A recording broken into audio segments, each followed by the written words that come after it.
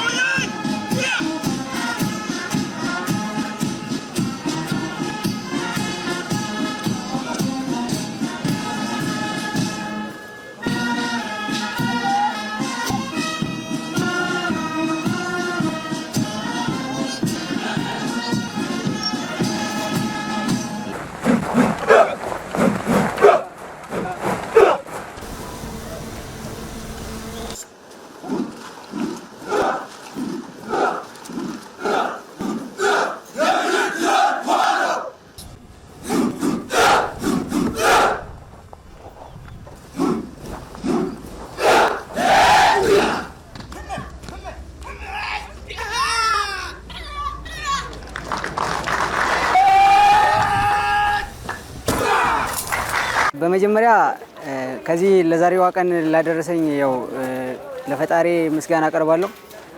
ያው እኔ ዛሬ በዚህ ቀን በመገኘቴ ደስ ያለኝ የተሰማኝ ነገር በጣም ከምን በላይ ደስተኛ ነኝ። በጣም ደስ ብሎኛል። ያው ለእናት ሀገር ኢትዮጵያ እኔ ያለኝን ህይወቴን መስዋዕትነት ከፍዬ ሀገሬን እና ባንዲራዬን ከፍ አድርጌ ለማውለብለብ ያው ዛሬ በገባሁት ቃል መሰረት ያው በጣም ደስ ብሎኛል። ደስተኛ ነኝ። እኔ ወደዚህ ተቋም እንድገባ ያደረገኝ እኔ በፊትም ያው ተማሪም ሳለሁ በጣም የፌደራል ፖሊስ አባል ለመሆን ፍላጎትም ነበረኝ። በጣም ጓጓም ነበረ እና ያው ፍላጎትም ከመኖሩ አንፃር እኔ መልምል ሆኜ ተመልምዬ ወደዚህ ተቋም ገብቼ መሰረታዊ ስልጠና ጨርሼ እንደገና ወደ ኮማንዶ ተመልምዬ ያው በኮማንዶ ስልጠና ተገቢው ስልጠና ወስጄ ለዛሬዋ ቀን እንደበቃ ደርሻለሁ። ለቀጣይ ሀገርን ለማገልገል ያለኝ ዝግጅት እኔ በማንኛውም ግዳጅ በማንኛውም ትዕዛዜንና ኃላፊነቴን ተቀብዬ በየትኛውም ቦታ ሀገሬን ለማገልገልና ያው ህዝቤን ለማገልገል በታማኝነትና በቅንነት ህዝቤን ለማገልገል ያው ቃል ገባለሁ ብያለሁ። አሁንም ህዝቤን በጀግንነት በታማኝነት እና በሰባዊነት አገለግላለሁ። መነሳሳቱን የፈጠረብኝ ነገር ቢኖር ከመጀመሪያ ደረጃ ከተወለድኩበት አካባቢ ላይ ያው ብዙ ጓደኞች ነበሩኝ። ወደ መከላከያ ሰራዊትም ከታናሽ ወንድሜ ጀምሮ መከላከያ ሰራዊት አባል ነው ማለት ነው እና ከሱ ጀምሮ ከጓደኞቼ የሚያሉት እነሱ ይሄንን መከላከያ ፌደራል ፖሊስም ሆነው ያው እኔስ እንዴት መሆን ያቀተኛል የሚለው ስሜት ተነሳስቶልኝ ገብቻለሁ ማለት ነው። ህልሜም የነበረው ቀይ ቦኔት ለብሼ ኮማንዶ መሆን ነበረ።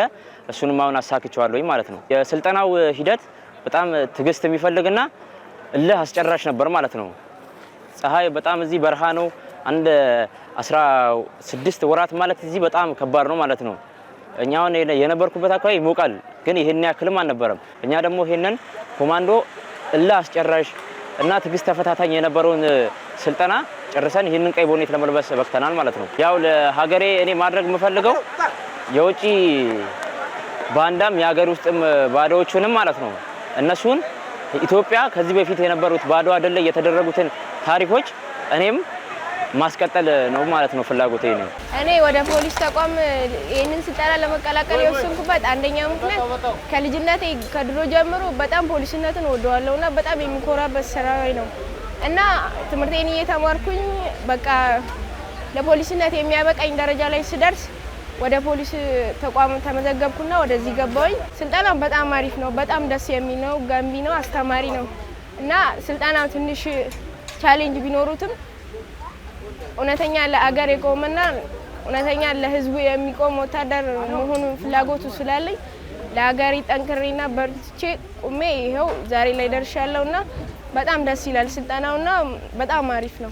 አሁን በኮማንዶ ላይ ስመረቅ በጣም ደስ ብሎኛልና ምክንያቱም ከዚህ በኋላ አገሬን ለማገልገል በጣም በቁርጠኝነት ቁሜ ህዝቤንና አገሬን ለማስከበር በስነ ስርዓት ቁሜ አገለግላለሁ እላለሁ።